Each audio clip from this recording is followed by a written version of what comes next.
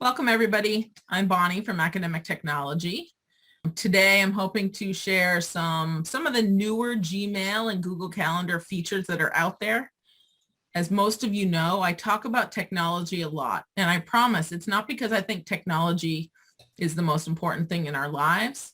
I think what we have to offer and the work that we do is more important, but I like that sometimes we can find technologies that help us free up some time or free up some energy or free up some cognitive load so that we can do the things that we like to do and that we're good at more than some of the tasks that are just mundane and take up time. I expect a few of these things will be useful to each of you, but not every single one. Don't feel any pressure to try them all. If something looks interesting to you, write it down and give it a try when you have time. And if you need any help, I'll be here to help you set these things out, work out some bugs, and that sort of thing.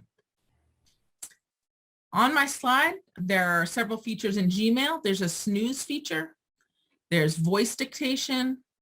You can schedule emails to send at a later date. There are several add-ons that we'll look at today, and a button to add an email to your task list so that you can put it on a to-do list. We'll go over each one individually. And if any of those are super exciting to you, feel free to write which ones are most important to you in the chat, and I'll try to spend a little extra time on those. And when we get to the Google Calendar section, we'll be looking at the Zoom Scheduler extension that allows you to do a one-click button to make your calendar meeting a Zoom meeting. How to use Google Find a Time, how to use notifications, and there's some features in the description of your calendar events where you can attach meeting notes, links, and other attachments to calendar invites so that all of your invitees have access to them. And lastly, I found out last week because I put an event on the wrong calendar because I have my personal calendar and my academic technology calendar and my anti-racism events calendar. You can change the owner of a calendar event and thereby making a different calendar the owner and maintainer of that event. So also, if anything on that list is something you're excited about, feel free to throw it in the chat. The link to today's slides I'm posting in the chat right now if you want to open them on your own, because I'm going to be navigating around several different screens and coming back and forth to this. This is super informal. So if you have a question about something I'm looking at right in the moment, feel free to raise your hand or unmute your mic and just ask your question when the moment hits. You don't have to hold all your questions to the end. I appreciate you all being here, and if anybody needs to come and go as needed, please feel free. So shall we start with Gmail?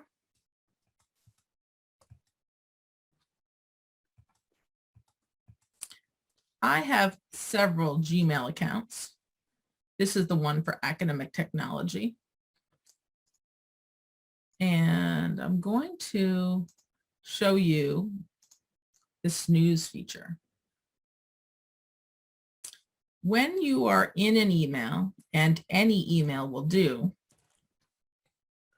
so let's say this Writing Center email, I'm gonna pop it open here. Gmail has a new snooze feature at the top, and it looks like a clock. This snooze feature allows you to hide this email from your inbox and allow it to pop up as a new email whenever you want. All right, so it has 4 convenient options, which are always here for you. Snooze it till later today, tomorrow, this weekend, or next week. 9 times out of 10, I pick a date and time. So for example, when I get a confirmation for a webinar that I'm going to in a couple of weeks, I don't want to leave that in my inbox and have it, flooding my attention all the time. So I can simply come to the calendar and snooze it until the day before the event and hit save. And that email will leave my inbox and it will reappear as a new email on November 30th, the day before the event that I was going to attend. I find that really useful when there is a reminder for a meeting I have to go to or something that has a due date that I'm just waiting for it to happen and I don't have to do any work on. Secondly, my new favorite feature, and I'm going to switch over to a different email account here. This is in Chrome this time. In my Chrome, I've installed a feature called Dictation for Gmail. And you'll see down here on my Compose a Message toolbar, there's an icon that's a microphone. When I click the microphone, it starts typing exactly what I'm saying. Oh, wow. So, for example, if your arm is tired at the end of the day from all the typing you've done, or you're across the room from your keyboard, or you've had surgery or physical therapy for repetitive motion injury, or if you just prefer to talk because it sounds different than the way you type, you can use the voice dictation icon to type messages.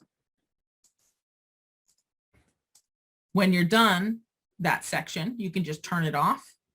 You can put in any punctuation. You can also speak the punctuation, period, comma, several of those things work. I often go back and put that in by hand after the fact. And then if you want to start again as a second paragraph, or later you think of something you want to add on, all you have to do is click the microphone again and start again. Cindy, you have a question? I do. Is this an add-on that we would need to install, or is this something that I just haven't noticed? That is an add-on to Chrome. And on the second page of the slides, there's a link to where you can get it. But just so you know, it's called Dictation for Gmail. There's a Chrome extension. It's this easy to turn on.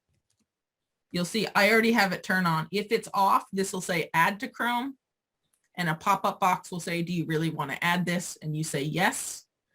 And then as soon as you refresh your browser, it'll be available in future Chrome and Gmail options. That is fantastic, Bonnie. I find it difficult sometimes to type on the small screen of my iPhone if I am remote, just because, you know, age and eyes. So this is a wonderful feature. Thank you. For your iPhone, you already have it built in the Gmail app. If you use the Gmail app and not the native Blue M app, there is a microphone icon in the bottom right when you compose an email that's connected to the app already. You don't even have to install this. So, but if you want to do voice dictation on your computer, it probably would work on a Chromebook. You need to install Dictation for Gmail in Chrome, but on your phone, it should already be there if you have an iPhone. Now, for Firefox users, there is a TTS Fox that is text-to-speech on Firefox. I haven't tested it thoroughly on Firefox, but if that's something, you know, if you're a Firefox user primarily and you want help, let me know and I'll give it some testing and we'll see if we can make it work for Firefox users. I do not know of an add-on for Safari, but I believe Apple has built-in speech recognition that may apply to Safari natively. This presentation was changing up to the last minute. In my last meeting, Katie Golis and Lindsay Chrisman told me about a new feature in Gmail that I didn't know about, but I do believe has been there for a little while. There's this little down arrow next to the send button, which allows you to open a panel to schedule when you want to send your message. You do have to have a recipient.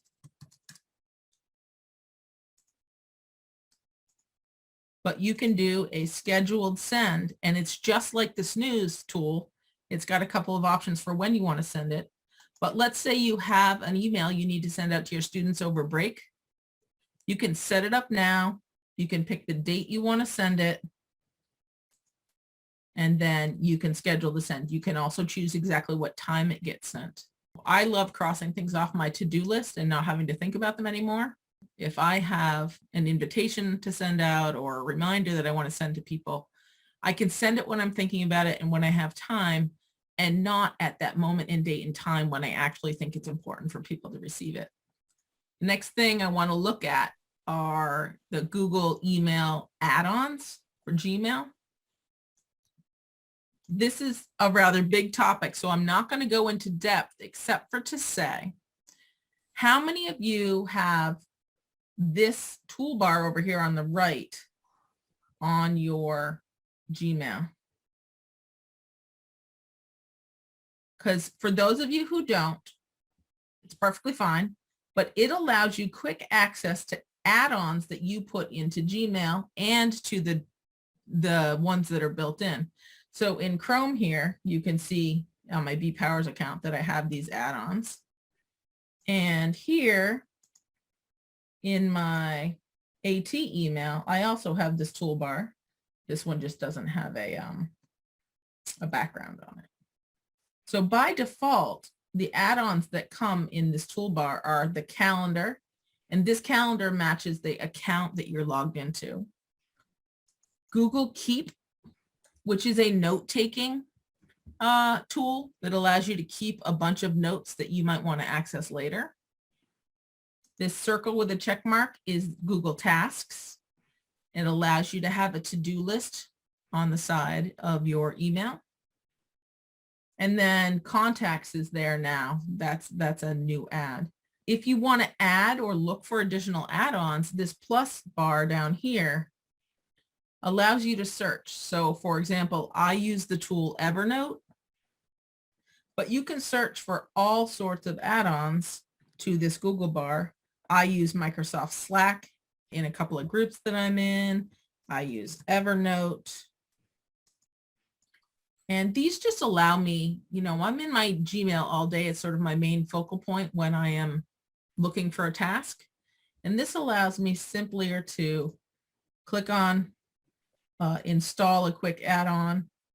You usually have to give permission for it to have access to your Gmail, and make sure you pick the right account. And then say allow. Now, you may not need Evernote. Evernote is a very useful program for keeping notes. But now I have the little green elephant, which is Evernote. Kelly, you have a question? Sorry, I always forget that I was on mute. I know this might be wishful thinking, but what are the chances of this carrying the microphone aspect of the emails carrying over to our Salesforce to do for like admissions, to be able to do emails to students and stuff? Is that possible? There is a Salesforce add-on. I used to work in admissions briefly, just right when you were getting Salesforce. And it might actually be branded as Target X, but you can use a Google to Salesforce connector. Yeah, I have that, but I was just wondering if we could, when we're in Target X, if we can email the same way we do it with the response to the emails, because I can always forward the responses over if need be. But okay, are you using Target X in Chrome? I don't know. Do you use Chrome as your main browser? Because that Dictation for Gmail, or there might be another text-to-speech app. I know Google Voice has a playback feature and dictation feature for Google apps. I'm going to guess that Salesforce might have a plugin for dictation that might plug into the Salesforce app. So I'm not particularly sure about that, but I'd be happy to, see if we can find any quick and easy add-ons that would make that possible. These add-ons are really not very obvious at all. I never think to myself, oh, I should go look up and see if there's an add-on for this. Usually I'm searching Google and looking for some sort of functionality that I don't have. And that's usually why when I go look. But if you're using any other big applications in your work, there's a lot of CRM tools, there's Slack, and you can even just search Google for add-ons and find out which names they are. LaKoya? Yes. Hey, Bonnie, forgive me if I mention this, and I'm asking now because I don't know if it's an add-on capability, but can you merge calendars from multiple accounts, or do you have to have something special enabled in order to do that? So you don't merge calendars, and I won't claim to be an expert on Google Calendars. This does go to something I was looking at earlier. With all of these add-ons, you know, these are bigger tools that you can really do more with, but in the add-on window, there's a limited way to use them. So for example, you can start a new calendar event in here. You can move a calendar event around, but if you need to get to all the features, they all have this little square box with the up arrow to open them in a new tab. And this is where I would go if I was looking at multiple calendars. So let me see. My AT calendars aren't very robust. So let me look at my Gmail calendars for B Powers instead. It's not a bunch of merging. It's about making visible. So I subscribe to several calendars. I subscribe to my Bonnie Powers calendar, that one, my academic technology calendar. There's a conference on Quantum 10 and they have a calendar, and you can turn that on and make any events visible and invisible, but it doesn't actually merge multiple calendars into one. I see. So it's just about granting accounts access to the other. Okay. Okay. Right. So if you have 3 people in your department and you have a department calendar, you can each have 4 separate calendars and grant each other access to view each other's personal calendars, and you could all have access to even edit the shared departmental calendar. But that way you don't have to put like your out of office on your department calendar and your personal calendar. You can just put it on your personal calendar and other people can see it when they're viewing your calendar. Or you could put it on the departmental calendar and then it's not, and you could see it if you have that departmental calendar turned on. So will those add-ins work on all of the calendars then, or do you have to add the calendar? You have to add the add-ins per account? Okay. The add-ins only work when you are in the account that matches the calendar. So here I'm in my B Powers account, and that means this calendar is going to show B Powers and anything B Powers has accepted invitations to. Gotcha. Okay. And then if I wanted to see the Antioch AT calendar, I would have to be logged in. And this is the Antioch AT calendar. Now, if you want to see certain events, what I do, if I put something on the Antioch AT calendar, I invite B Powers to it. And then I can accept that invitation and it'll also be on the B Powers calendar so that I don't have to, there's no show and hide multiple calendars in the calendar add-on view. But you just added, and this is my last question, I'm done. So the add-on that you just added, which was what? Evernote right there in green at the bottom. So that's only going to show on this account. You would have to add it to the other email as well for it to work. Okay. Yes, because it's a Google product. So it looks at what Google account you're logged into.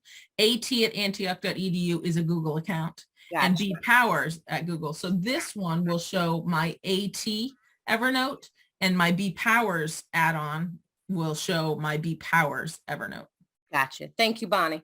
Anytime. Michelle, now you have a question for real? I really do this time. I did something a couple months ago by mistake that ended up being problematic for somebody who created a calendar event, and I almost did it yesterday and caught myself. So I got invited, to a group event, and it's an important meeting and I didn't want to miss it. And so what I did when I accepted the invitation, and then I realized I need to remind myself about this an hour before so I don't walk away from my computer or, get up, go to the bathroom and get some water or something, because I can't miss this. And I went in to set some reminders, and when I was doing it, I looked up and saw that the calendar that it was on was the person who invited me. And this is what happened a couple months ago when I set some reminders. It set it to the inviter's calendar, and they were like, who put all these reminders here? And they said, well, just save it to your calendar yourself. Well, then I end up with 3 events on my calendar based on me adding it, them inviting me. And then on our campus, we have somebody who creates sort of like community event calendar. So there's like 3 events on the calendar, which is, I don't want to also turn off that calendar because there's other things I need to see by it. Is there a way to, if I've accepted, an important event, when I go in to set the reminders, that I can set it and tell it to remind my email address rather than do you understand? Am I wording this? Yes. Okay. You probably have edit access to one of those other calendars because only the owner of only the person whose calendar event it's on can control notifications. I, as the sender of an invite to thousands of you, would love to put on a notification that reminded everybody 24 hours in advance of the session I invited you to.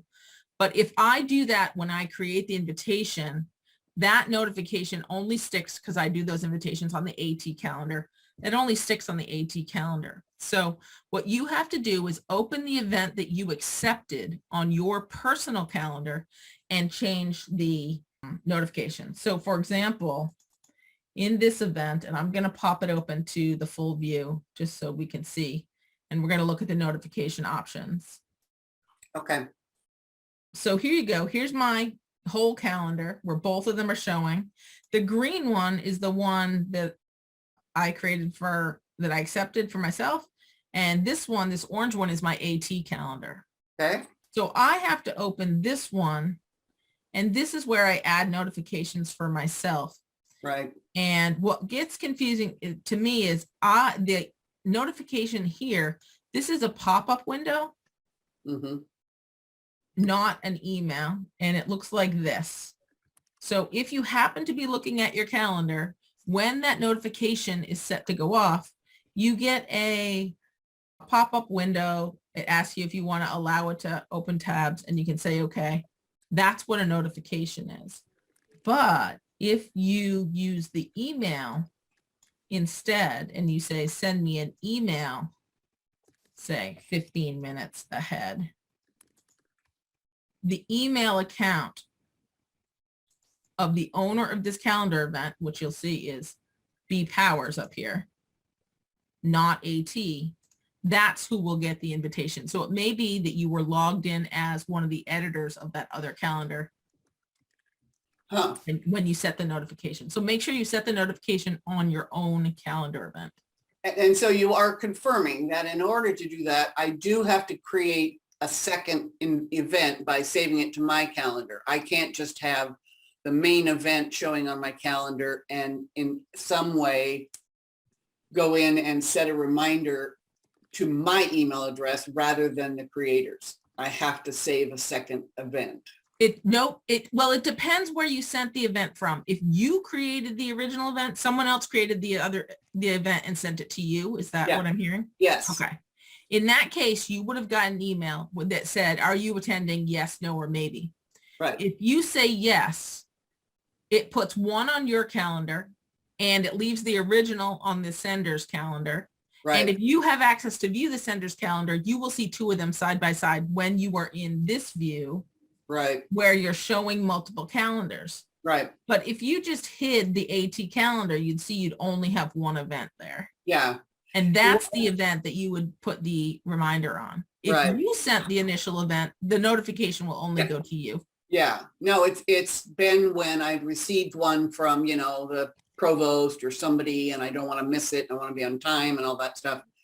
But I end up with 2 and 3, and the third one's because this person makes, a community calendar, and it's just visually overwhelming, especially these days when we're already overwhelmed. Yeah, that's why I use that visibility, and I turn off the other calendars and only turn them on when I want to see them. Yeah. And I sometimes I look at my calendar and I've turned it off.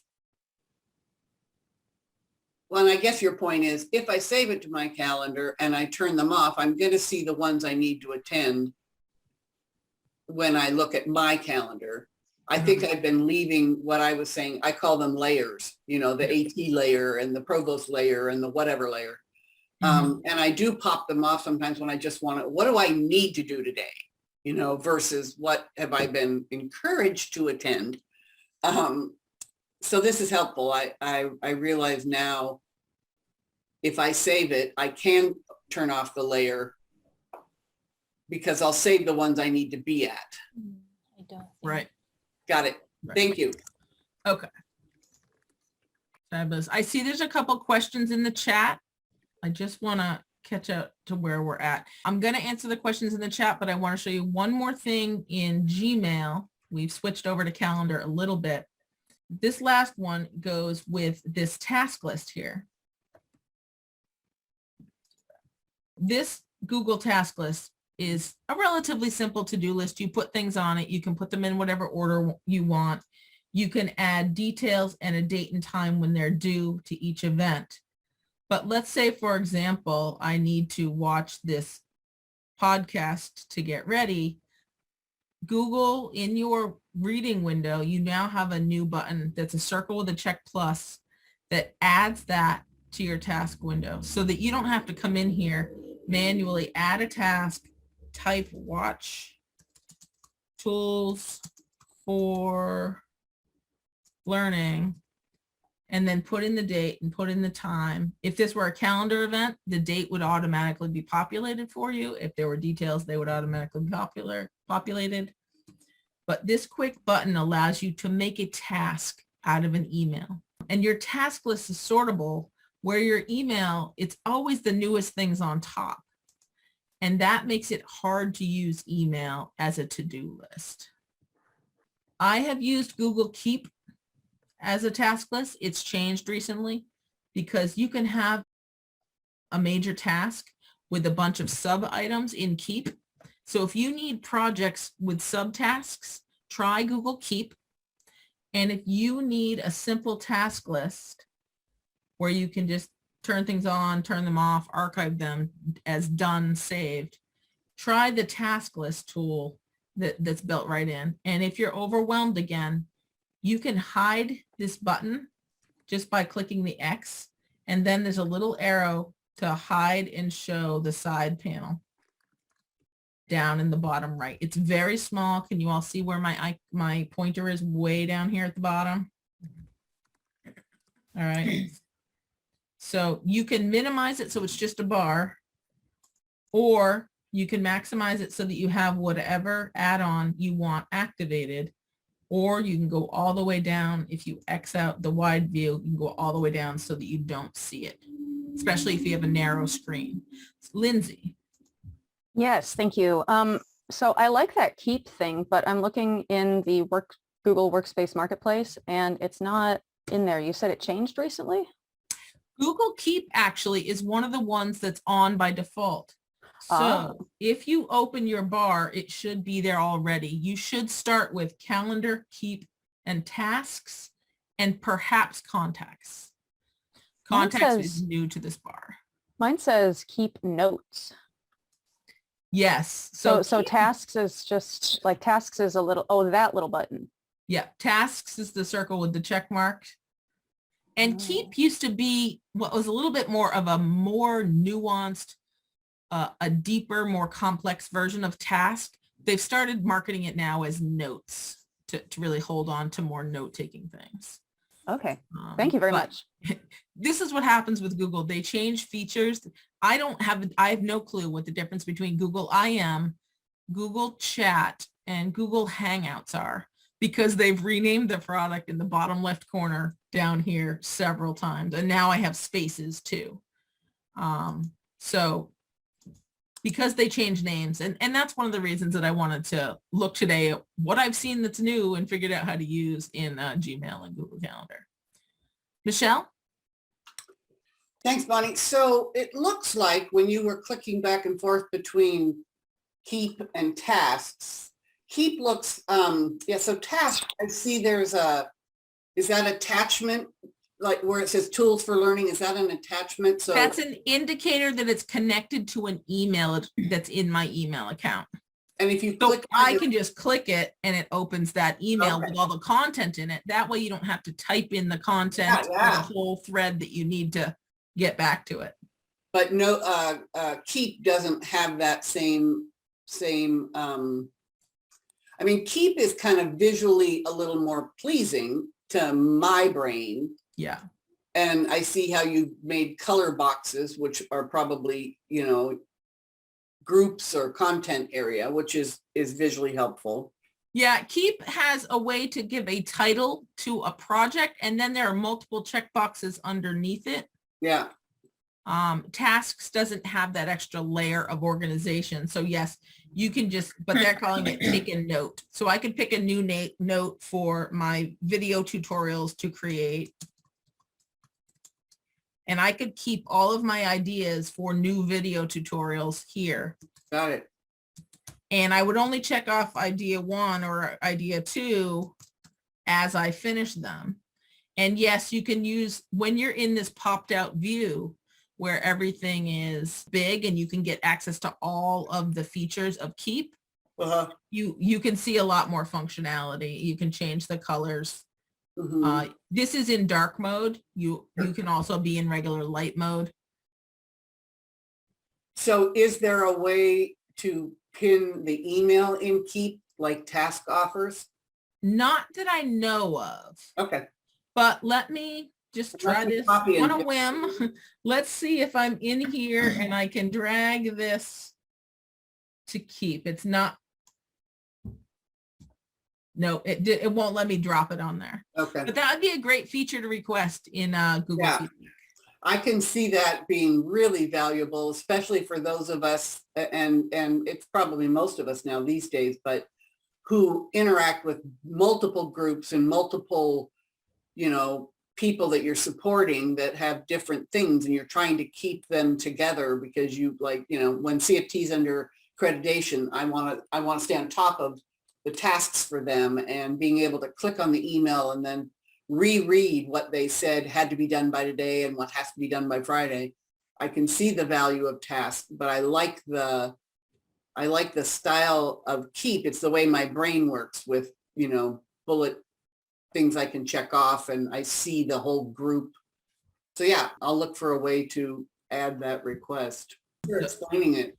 Oh, no problem. And I can All right. see both of them, but it could be, do you get confused between what you are loading into task and what you're loading into Keep, since you clearly use them both? I get confused, and this is going to be a new topic, personal knowledge management, about where I keep all of my things. In my life, I use my email as a to-do list because I've created a sort of system that works for me, but it's hard to separate my personal to-dos and my work to-dos. I use the stars and labels for my priority system, and I can keep that straight. But sometimes it gets overwhelming. And so I'm considering using Keep for projects, big things, and tasks for tasks. Because if I can advise you about anything about technology, it's like, use the technology for what it was intended for. Mhm. Don't try to make it something it's not, because it can be more frustrating. Makes sense. If you have extra time or you really need something to work, sure, give it a try. But technology usually does what it's intended for well, and you have to sort of make it up if it's not exactly what you want. So finding a better piece of technology that works for you is maybe better than hacking something together that wasn't really intended for that. Usually. Yeah. Always there are exceptions to the rule. One last question, and it was when you started, do you use Chrome for all of your email and you just go back and forth between the accounts, or do you use a different browser? I forgot, I didn't track what you said. Yep. I like Chrome for my bpowers at antioch.edu account, but often I have to switch to be my AT admin account or my anti-racism account, or check my personal email.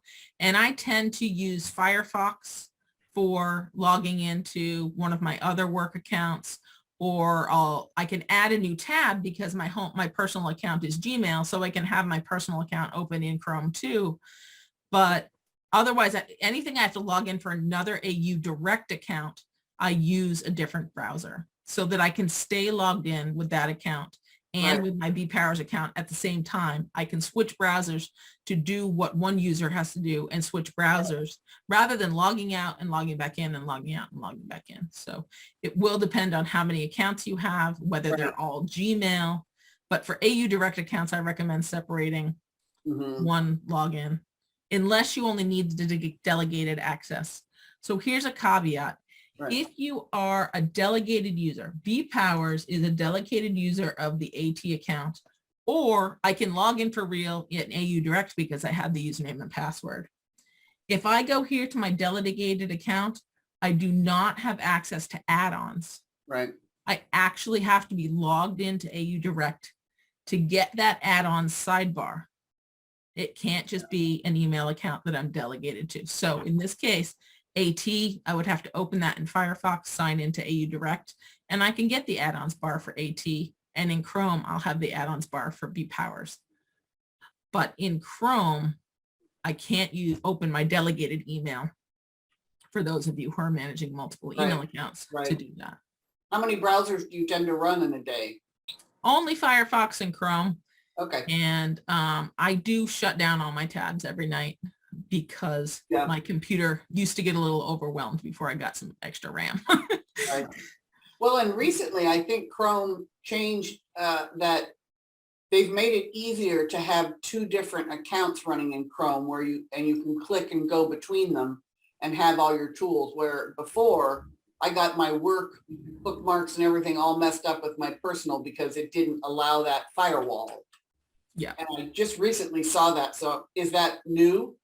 It is, there's a Chrome login up here in the upper right corner. Right. And I don't want to go into too much detail, but I Yeah. choose to leave my Chrome login off because it does get confused as to which account you're in when I'm in my YouTube channel or other Google accounts. So I don't allow my browser to Chrome to automatically log me in because it often overrides the login in my tab. And so that has been frustrating to me, but it does mean I have to store bookmarks on this computer and then I have to go and store bookmarks on my other computer because they don't cross over. So depending on what's better for you, Got it. you might experiment with that. Thanks for responding to that question. No problem. Somebody was excited about Zoom Scheduler and someone was excited about changing the event owner option. So I'm going to touch on those two things. And then Jen, I want to come back to your question about mail merge or assigning group tasks through Gmail, because those are different questions. Zoom Scheduler. In a calendar, I am in my BPowers account. When I open a new event, you'll see that I have this button in the bottom corner called Make It a Zoom Meeting. And even when I open up into the full version, I have a button called Make It a Zoom Meeting. When I click that event, it makes a new Zoom meeting in this account's Zoom account, in my BPowers Zoom account.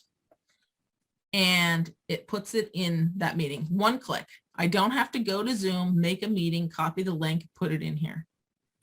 This is an add-on for Firefox and Chrome. And all you have to type in is Zoom Scheduler. And I have both links in the slide presentation. So you don't even have to type it in, but if you're doing it now. Zoom Scheduler for Chrome. Add to Chrome, remove from Chrome. After you refresh your window, you will then have that Make It a Zoom Meeting button in your calendar. Is anybody using that already? I am. How do you find it, Debbie? It's great. All I have to do is get the people in there, pick a time and click the button and we're good to go. I really like it for one-off meetings. For my AT meetings like this one where I have recurring events, I usually copy and paste them in there. But for a one-off meeting, it just saves so many clicks. The same thing in Firefox.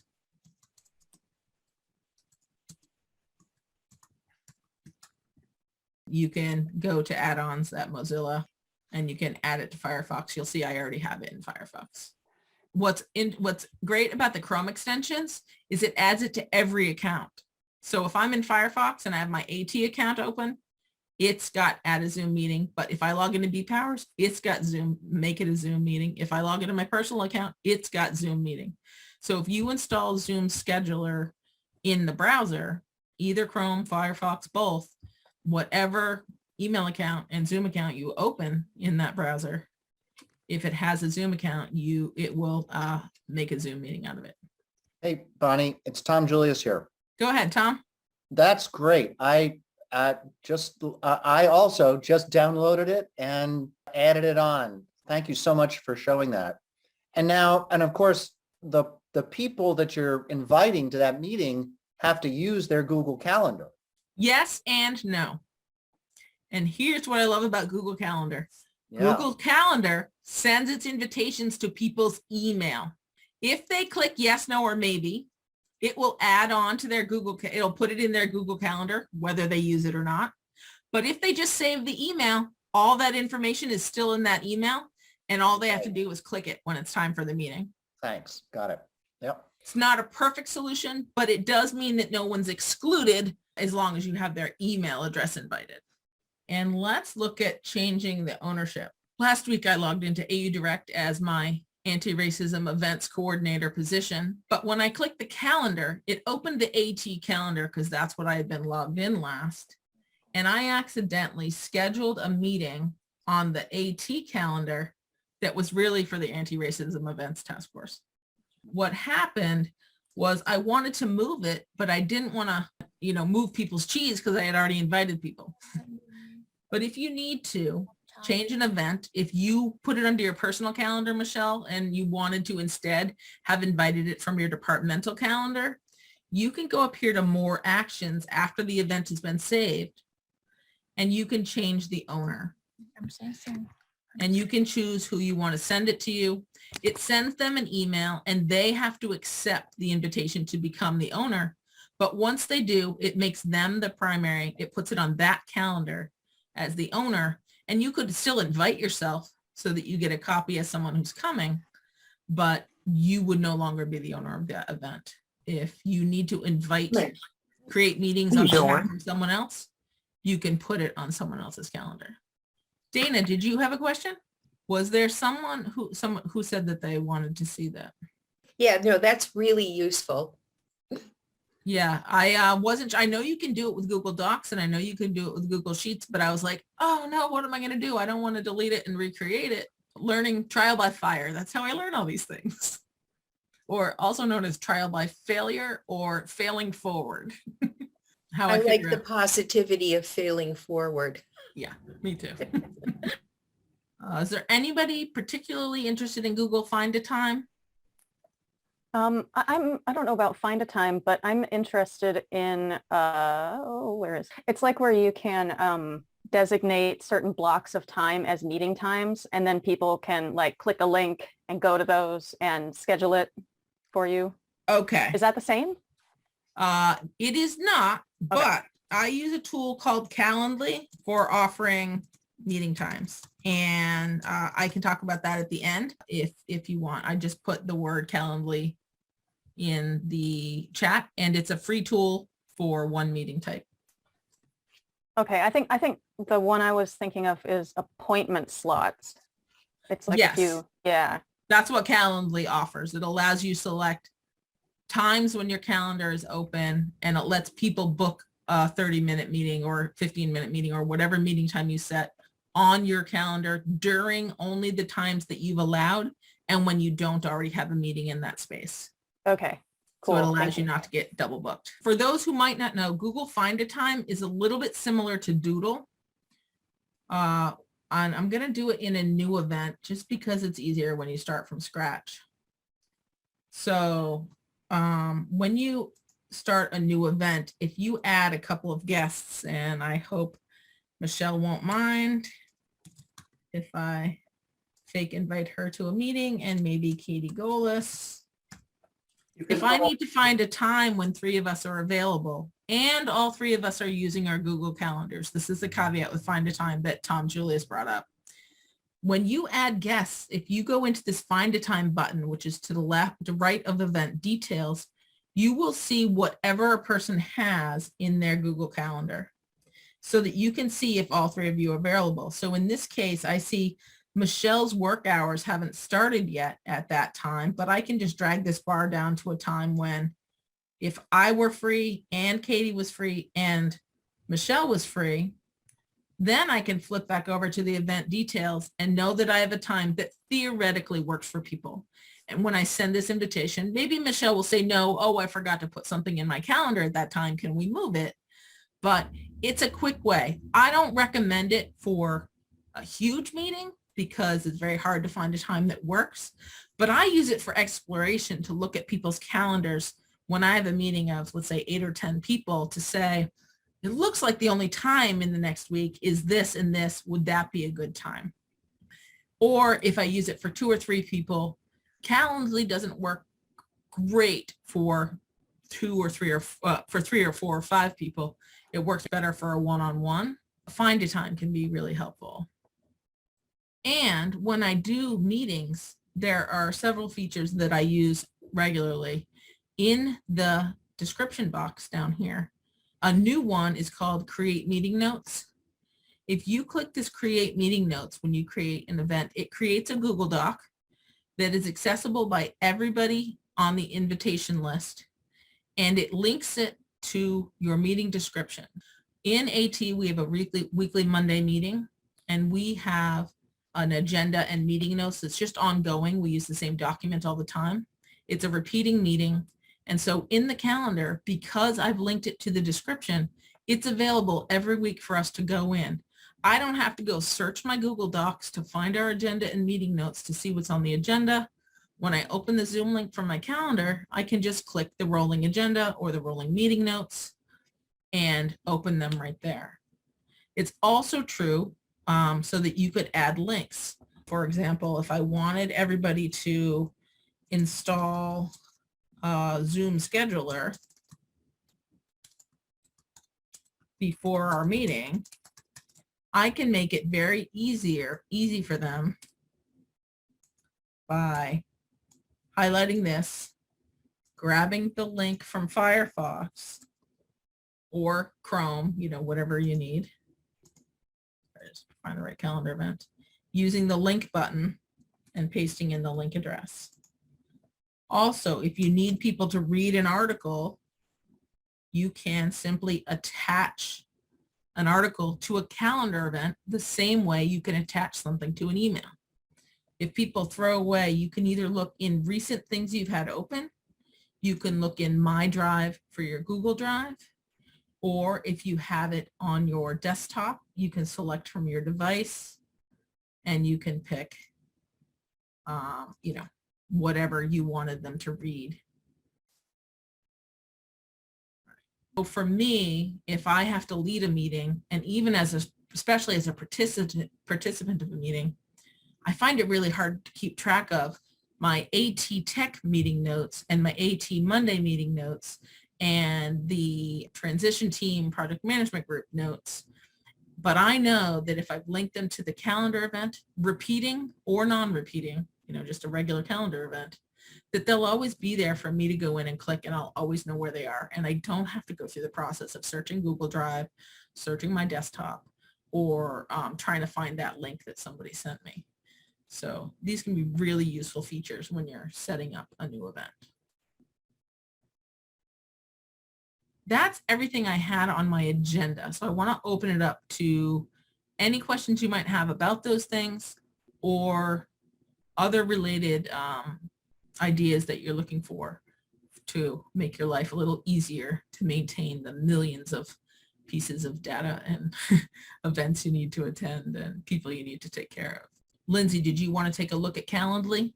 Yeah, I think so. I'm kind of playing around with just the native Google one, the appointment slots thing here, but I'm curious about Calendly. So one thing I love about Calendly is that I usually log in with my Gmail account so that it's connected to my Antioch calendar. With Calendly, you want to have the account set up with the same email address that you use your calendar on. So I'm logging in with Google. Many of you have seen my email. And when I email people, I ask them if they want to have a meeting with me. And instead of, I used to go back and forth via email. I'm on Eastern time. What time are you on? What days and times are good for you? Did you really mean 8 a.m. Pacific time? That's kind of early, you know, that sort of thing. And it took 3 or 4 or 5 emails back and forth for just a one-on-one. And it's even more for multiple people. So what I do, sorry, that didn't work. When I compose an email is just, I have a link to my Calendly that just says, here's the link to set up a 30-minute meeting on my calendar. Ooh. My Zoom feature is doing its own thing. And when a person clicks it, they can see my calendar and when I have availability. So I've set it up so every meeting is 30 minutes and that there's a 15-minute buffer on either the beginning or the end of the meeting so I don't run into a meeting right before or right after. And that means if anybody wanted to meet with me on Monday, I have these slots available. Now, I'm on Eastern time and Michelle's on Pacific. If she had opened this calendar, she would see 7 a.m. Pacific. So it automatically converts the time so you don't have time issues across time zones. If I go into my calendar right now and I add a meeting that covers 11:45, no one will see this Calendly block. So 11:45 will no longer be available. So it looks at your Google Calendar to see what the openings are. And in the settings, I've set up the times to say, I will accept meetings between 10 a.m. to 5 p.m. Monday through Friday. You could say 12 to 2 on Tuesdays and Thursdays. You can set up whatever time bands you want to allow people to access. And I'll show you how to do it in here. So the free account for Calendly allows you one meeting type. But if you do a paid account, I could have a 15-minute meeting, an hour-long meeting. I could have one meeting that's only during these days and one meeting that's only during these days. But if you go into your event, you have many, many settings that for setting up this appointment slot. So when can people book? No more than 30 calendar days in advance. You could actually set a date range. So it's saying only for the month of November. How long will the meeting be? 30 minutes. I'm using an existing schedule, which I created called working hours. Or I can customize, I can set custom hours and I can say not on Tuesdays and not on Wednesdays and Thursdays I can't meet until 12 and only until 3:30.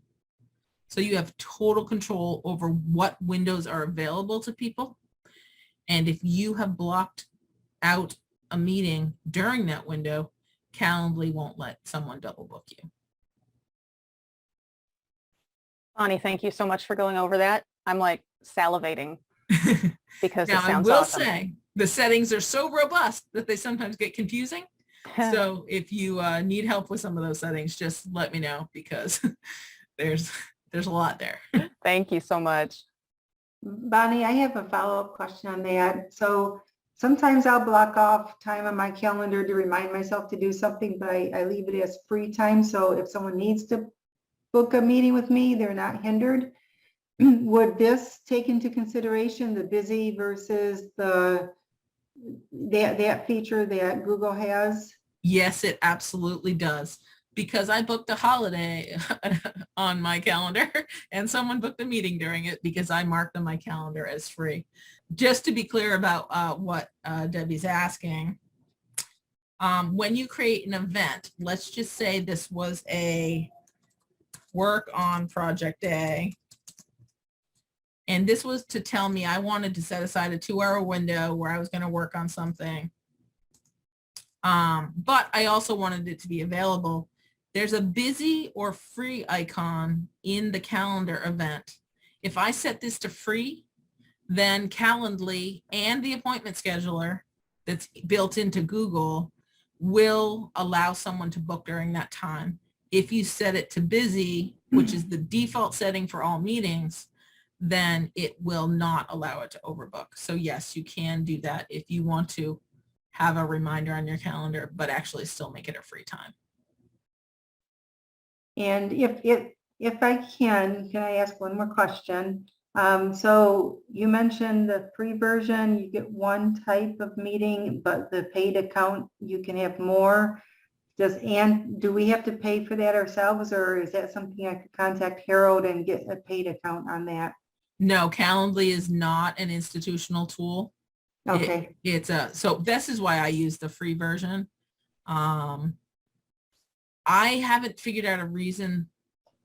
The only reason you would need a free tool is if you needed a separate link to it.